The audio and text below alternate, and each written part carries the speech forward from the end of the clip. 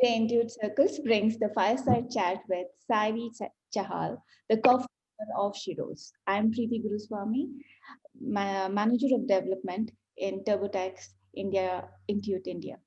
Let me speak about a little bit of Intuit Circles. Intuit Circles has created a free product led growth community by bringing together startups and ecosystem influencers on the Intuit Circle community platform where they can network, engage, and grow with each other. It is aimed to create valuable connections for startups. 2,500 plus startups we have been signed up with Intuit Circle programs. 360 plus startups have expressed interest to integrate with us. 150 plus women entrepreneurs, 30 plus ecosystem partners, and 9 integrations completed. We have started multiple initiatives for women entrepreneurs. One of them is where we have partnered with NASCOM to facilitate women entrepreneurs in the Intuit Circle community to build their businesses. The program includes one-to-one mentorship, GTM support, funding support, and enterprise connect as well. Today, I'm extremely excited to have a fireside chat with Sairee Chahal, who's the co-founder of Sheroes and CEO of Sheroes. Sheroes is the world's largest online ecosystem for women.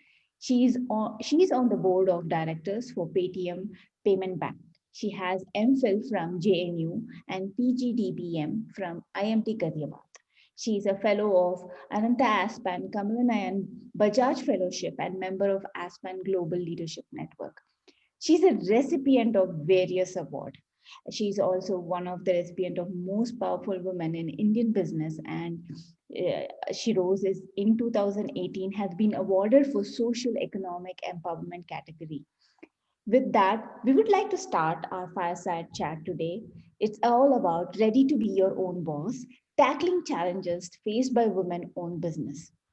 Sairee, a warm welcome to you. Before we get started, I have a first icebreaker question. What's your life hack of the week? Well, what's my life hack? I think my life hack is showing up every day. I think I am a big fan of consistency, and a little consistency every single day adds to massive results. So, yeah, I think not just for the week, I think that's pretty much my life hack. Awesome. That's very inspiring, Sari. With your personal experience, and since we are talking about women entrepreneurs today at Introvert Circle, we'd like to know from your personal experience of helping women entrepreneurs as part of Shiros. What what would you say, whichever your top two challenges that they face? Right. So I think look, the biggest challenge about for women entrepreneurs in India is uh, the fact that I think all businesses are not the same. And so I think when we think of entrepreneurs, we typically think of tech startups, right?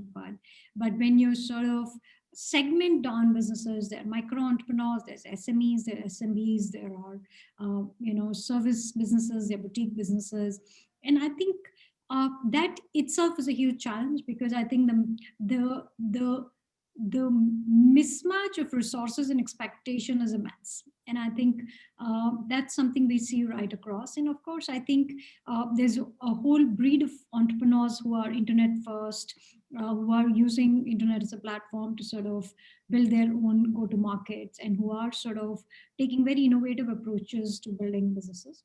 And second, I think something that's common to all women entrepreneurs is access to capital. Women only, so funded startups receive only, women receive only 2.7% of all capital available. So out of every $100, women get $2. So that itself is quite telling. And if you sort of go down the wire, if you look at, let's say, overall investments, or if you look at overall access to capital, obviously women are at the bottom end of the chain, and partially so because women also do not inherit a lot of wealth. So a lot of men start businesses because they start life with more capital in their hands. And I think that's fundamentally the biggest challenge that we've seen so far for women entrepreneurs. Yeah, absolutely true. I think it's quite a lot of challenges that we have. How important, I mean, with these challenges that women have, Where do you see it is how important to find the right network or a peer group when they are trying to actually start or scale their business? Right. So look, I think all businesses are network businesses. Nobody builds a business in isolation. And I think again with women, sometimes we do not come from the circles ourselves, especially in tech. We see that a lot. Second, I think again access to capital. So you know. So, for example, most investment bankers, the world of investment banking, where a lot of capital lies in the world of venture capital, is big boys club. It's the real big boys club. So I think the challenge we see uh, is in figuring out where are your networks, and we all need our fallback networks to get access to information, to resources, to bouncing off ideas, and for just a bunch of people who will have your back. And we've seen that at Sheroes. I think when we all grow when we feel safe, we all do well when safety is off the table, it's taken care of, and trust is off the table. And that's what networks end up doing for you. In a digital environment, it's even more, because I think our contact with people is even less and lesser. So I think it makes sense to have your own communities, in whichever form or whichever way, uh, to back you up fundamentally. Yeah, I mean, that's absolutely true, right? And how do you say that in these during COVID times, how are these challenges coming up? Right. So I think two things have happened. One is, I think aspirations got further democratized. Everybody now knows that internet is the greatest leveler, and it is, and it's sort of made all opportunities very, very democratic. But at the same time, some of us are feeding off a lifetime of work, right? We have a lot more comfort compared to somebody who's starting fresh today, or somebody who's trying to break into a new industry today. So, and these are assets that cannot be built. Relationships are difficult assets to build. These can't be built, in one day. They take years to cultivate, years to sort of nurture. Uh, and in a post-pandemic world, it's obviously slower, uh, especially if you're trying to break into a new industry, or if you're trying to sort of figure out new ways to do things, all sitting alone at home behind a computer. So those are difficult challenges to solve. But I think what COVID has done is it has brought everyone to the same level playing field. It's really made a lot of access possible, a lot of information possible. Just to give you an example, uh, uh, this year all YC applications are online. Okay, and YC is online. But for years, I know a lot of women who never applied to YC because it's hard to go away for 3 months if you have a small child, or if you have a family, or if you have some mobility issues. So I think it's changed access in many, many ways. That's interesting. And you also brought about the funding challenges that women actually face. If you have to little go talk more about it, what would you say it's more challenging for women entrepreneurs uh, to uh, to secure the funding they need? What kind of advice do you give it to them? Be at it. I think there is, honestly, there's not one advice, and there is. I think there's a school of advice, to be honest, because there is a lot of uh, I guess, when venture as an industry thrives in familiarity. The same people are founders who end up becoming VCs. So it's a fairly incestuous industry, and it favors its own in many, many, many ways. If you're an outsider, and if you're building a very different kind of model, until you've proven successful, you're really sort of out there, fighting in the cold. For most women to break into the funding scene, two, three things need to happen. I think your personal brand matters a lot. I think your own ability to build a great product. So I think great product and great revenues succeed above all. So, if you don't come from, really sort of well-to-do networks, then, that's a great hack. But at the same time, I think funding is also a big case of uh, just a lot of persistence. I think even amazing founders, who built companies like Airbnb and Tesla, didn't really get it right in day one. So in fact, the legend from last week is that Airbnb struggled to raise $1.5 million. Like, so I think fundraising is hard for everyone, and it gets harder if you're an outsider and a woman. So you just have to like try your luck harder and like, uh, but if you have a great product and if you have a great business, then it will supersede everything else. And while you were speaking about funding, you also said that it is important to have the network, right? And how easy or difficult is building the support networks while we have networks like Intuit communities as well as the Sheroes platform. Where do you see that, in spite of this, the challenges are with women entrepreneurs? Right. So look, I think no network can help you raise money, right? Even if they can literally put you in the pitching room, uh, all the work before the pitching room is yours, right? They can open doors for you, they can increase access to information, they can get you ready, they can offer mentorship. But I think the whole job of the founder is really to sort of take it beyond that. And I do believe that there is a role for the networks. There is a role in just creating common pools of knowledge, shared narratives, shared learnings, and of course, I think a lot of building, building the power cohorts, so to say. So I think these are sort of real contributions, but I don't think any network really enables funding until it's a YC or until it's really a venture model. Accelerators can enable that, but anybody who's not writing a check directly can only help you get there, right? But they can't really sort of do more. Yeah, I think my more question is, how can I, as an entrepreneur, leverage these networks to build that system? Right. So I think networks are a little give and get. The more you sow, the more you reap, and the more you invest in them when you do not need them is the right way to go. So and I think networks become your leverage when you have contributed to that leverage in your personal capacity. Have you played a role in building them up? Are you a serious contributor? Are you somebody who's paying it forward before asking for help? uh, and I think just letting your voice be known, active contributions. I think great communities work on active contributions, and the number of net givers needs to be higher than net takers. So be a net giver at all times, unless you need to take that at that one point in time. Thank you. I think that was a good one, like telling be a net giver at all time. That absolutely. You also spoke about building your personal brand, and if you have to throw light on owning your accomplishment and building your personal brand for entrepreneurs, what is the advice that, Sairee, that you would bring on table for them? Right. So look, I think personal brand is all about personal credibility, right? I mean, it's not something you can put on, and it's something you will need to cultivate again over a period of time. And I think a lot of personal brands is about just owning your authentic self, right? And sort of uh, living with it every step of the way. And my sense is that uh, the lesser the work you have to do outside of uh, having to build it, so there is no really building a personal brand without being authentic, because you won't be able to sustain it. And if you can't sustain it, it's really a one off. It's really, so therefore I think consistency, compounding, they go together.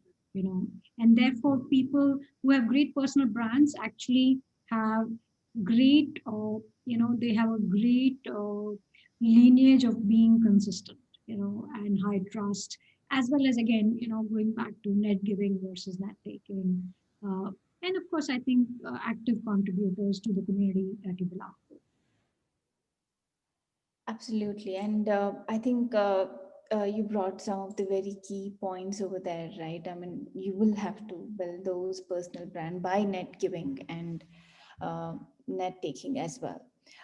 One of the challenges that women entrepreneurs, of course, also face is balancing business and family life, which you had brought up in your early conversation. How do you manage, and how does that work on an entrepreneur's life? Right. So I manage it by minimizing it. I really feel that if you have more than three priorities, you don't have any. So really, I think reducing the number of priorities you have, and of course, I think just reducing cognitive dissonance. The over, just I think decluttering your life helps. I do that very, very sort of religiously at all times, and Mhm. I do feel that. It's it's really not a formula. It changes from your time, your life stage, your own priorities, your own sort of resources that support you. But I think also there's no real life work life balance, to be honest, right? I think you have to figure out which version of imbalance are you going to live with, and uh, and are you okay with that? So I think it's more about it's a very personal choice, but it's also something that needs to be consciously adopted. In fact, a lot of people who seem to have it all together are people actually who have consciously adopted some of the choices they've made. And if it might mean that they're really not balancing it all, they might be actually going going double speed in one direction, but at least they're being very conscious of it. Yeah, I mean, I think three priorities, I think it's an all-time mantra as well. If you're more than three priorities, you don't have it at all. And yes, adaptability is one of the things that, it plays a critical role in everybody's life as well. Uh, Also, I think one of the challenges, as we understand, is struggling to be taken seriously, right? As female entrepreneurs in a male dominated industry, earning respect has been always a constant struggle. With that thought in mind, and like shifting gears on gender based discrimination as entrepreneurs, what are the tips that you have to navigate through? And I also have another follow up question. This is going to be like, what are these struggles, and what did it mean to you? Right. So, look, I think I'm sure if you saw Dr. Jill Biden controversy last night on Twitter. So, look, I think for practically a large period of history, women have been invisible, right? So, they have had to fight to be seen or to be recognized for the work they do, right? We've all seen Hidden Figures, we all know Maya Angelou, we all know women in Indian history. Look, I think women have been nameless, faceless, I think all throughout, and present day is no different. So, look, the only way to sort of get around that is to be, I think, to be consistently proactive about being you, and I think if you have to work hard on uh, showing up as who you are not, then I think you can't sustain it. And if you can't sustain it, then you can't sort of grow it. So I think if you look at all women in history who've really made it, they've just been ambitiously, shamelessly themselves, and they kept showing up consistently throughout their, through a period of time. And really, I think a lot of success for women is just that. And I think at some point you do break the barrier. At some point you become a recognized voice, you sort of become a valued contributor. But I think as a woman, you can never take this for granted. It doesn't matter who you are. If you are, even if you are, I think, the president of America, or even if you are somebody who's super accomplished, it doesn't matter. I think this is a baggage that we carry as women because uh, we have been historically made invisible. The only way to change that is to change the narrative, and also to look at younger women, younger girls who are growing up today, is to reduce their uh, gender bias, right? Is to reduce the bias against them, and I think that's like a whole world of work out there to be done. But uh, being invisible is something that all women know, right? I mean, this happens to us everywhere, in right from meeting rooms to to opportunities to much else, in terms of your contributions being recognized. And you just have to make like a very proactive effort to make sure you don't stay invisible. You actually rightly brought it. Women are struggling to find their footing in the man's world, right? And as you said, we are also labeled, or we are made invisible women as well. It's no different in the entrepreneurship world. But this also fears competition. Yeah. While this is there, right? There's a lot of competition between the existing and upcoming businesses. So, what's your take while you how that gets managed, and how do you think what was the impact on women entrepreneurs? Right. So I think competition is a good thing for all. I wouldn't sort of discount that at all. In fact, I think if you build a business in a very competitive space, you're actually doing everyone a favor, not just the market or your peers, but also to all women who are building competitive businesses. Because we don't want to be discounted for our ability to build kick-ass businesses, right? So I think uh, it's important that we stay competitive, irrespective of what our barriers are or what the perception is, because that's what our real leverage is. Yes, I mean, that is absolutely true. I mean, actually, a race ahead is always our competition. That is good. But given that there are a lot of small businesses that is there, right? How do you think the education also plays a role in the women entrepreneurs? As Right. So I think more than education, we all are in a we all are in a world that's constantly changing, and I think our ability to adapt and constantly relearn uh, is something everyone needs to have. I think, I'm sure, as much as Tim Cook and Satya Nadella practice it, we all need to practice it as much to really uh, stay adaptable in a very fast paced environment. And I think the pace of change is only going to accelerate, it's not going to slow down. And there is there's a constant investment in self one needs to make, and I think that's kind of a given in today's world. We also know that the opportunities to learn are multiplying, right? So I would sort of definitely encourage anybody who's entrepreneurial is to really stay ahead of the curve. I think that's really a superpower. Yeah, I think staying ahead of the curve helps us not holding ourselves back and moving forward. But that whole, I mean, that's definitely sure. Sairi, moving on to your personal experience while you're managing multiple identities at home and work and the social media platform, right? Any anecdotes that you would love to share with us? Well, I think while I am actually uh, not not a very well balanced person personally. I'm known to uh, work crazy and then sleep like a log. So it's the joke is that either she's on her laptop or on a yoga mat in the house. So I'm very binary, and I like that. I like lack of choices. I like wearing the same clothes every day. I like eating the same food, so that I don't have to take more decisions about these things. Similarly, I think I find it hard to make conversations where like I find it very hard to make polite conversations. Uh, so I do feel that. This works for me. It may not be very popular, and it may obviously not increase my circle of friends, but it's super efficient. So you pick a value over the rest, and of course efficiency really works for me at this point.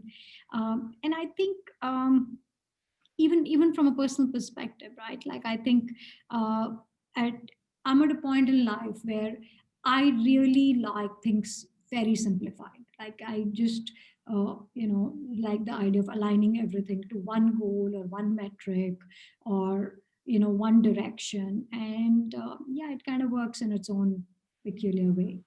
But obviously not everyone's in the same space. Everyone has to figure out what works for them at different stages of your life. I mean, while you're role models for so many women, right? Who's your role model, and can you speak more about why? Yeah, so actually, lots of them. I have lots of role models, but I think my real role models are women on Sheroes, who I get to interact with on a daily basis. I mean, look, a lot of women who are really, breaking barriers every single day in the choices that they're making. Sometimes these are hard choices. So for sure, I think, and I very much resonate with each one of them and identify with them very, very closely. Especially, I think women, again, these are what I call invisible women. They are not visible to a large part of the world. They are kind of underserved, ignored, although they're equally capable, smart, sassy, all of that, right? So to me, the Sheroes community means a lot. I learn from them every day.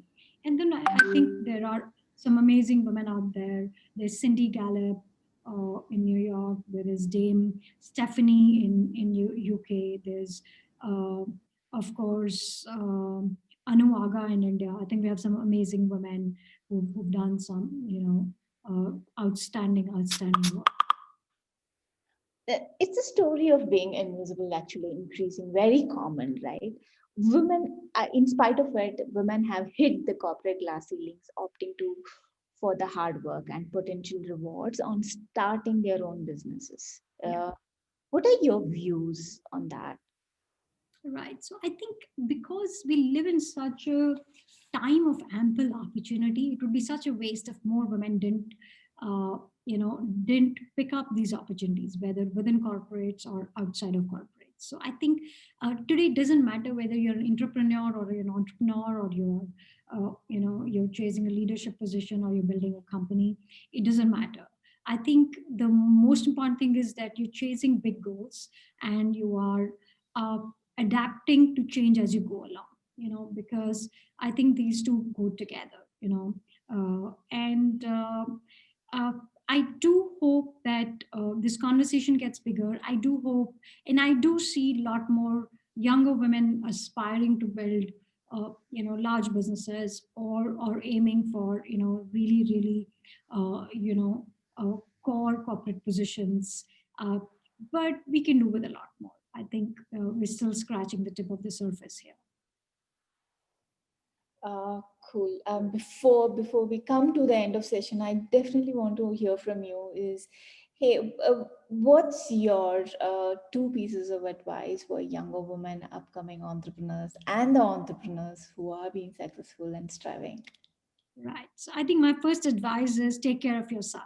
I think you can't pour from an empty cup, and I think a lot of times we forget that if we are not taken care of, all these goals are going to sort of vanish. And I think somewhere along the way, everybody is important but us in our lives, and I think that needs to change.